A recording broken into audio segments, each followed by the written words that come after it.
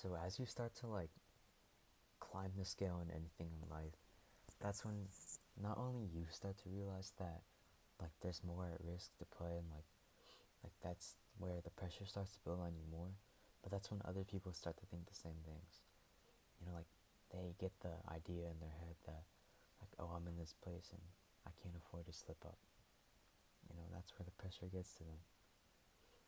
I'll mention this in, I guess, sports, because a lot of kids who played at a very high level when they were young know that, like, in order to stay at that level, they had to constantly meet expectations of other people, and they had to like meet their own expectations of how they wanted to play. And in those moments, there's two types of people: the people that kind of struggle because they're so fed up on like fulfilling their own prophecy and other people's as well.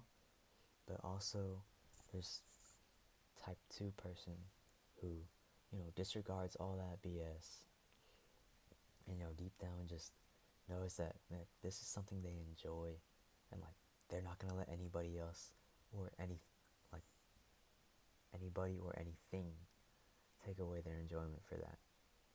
And those are usually the people who thrive, and people usually say those types of people look ice cold, or like pressure doesn't affect them because like there's no pressure present in their mind. Like, get this idea through your head that everybody feels the same amount of pressure.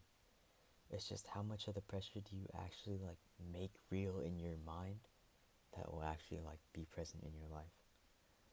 Like, if you think that this is the most important thing in your life and you can't mess up once, and if you mess up once it's over or something like that, you're gonna mess up, you're gonna crash out, and everything's gonna go wrong. You're gonna feel stressed about it.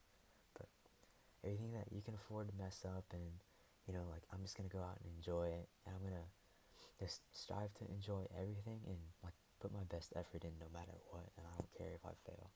And like, when I fail, I'm not gonna let it affect me, because I know that failure is a natural thing. That type of person. But you know I think this is really present in like athletes who are making that transition from college to pro, or like those athletes that have families to provide for. Like, they are no longer seeking to play their sport or just do their profession in general for enjoyment, but like they can feel more trapped in their profession because they have other people and other responsibilities now to fall back on.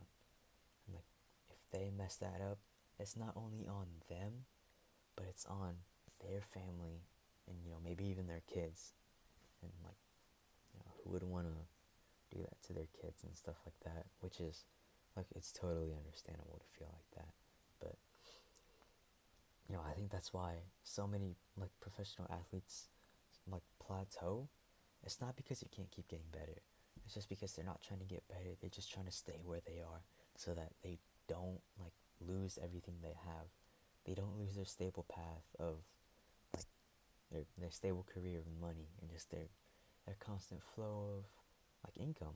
Because like, if they do, they're not gonna end up in a great place, they think. But all those things, I think, are just traps your mind plays on you, because like it's scared of the external circumstances that you might face if you fail.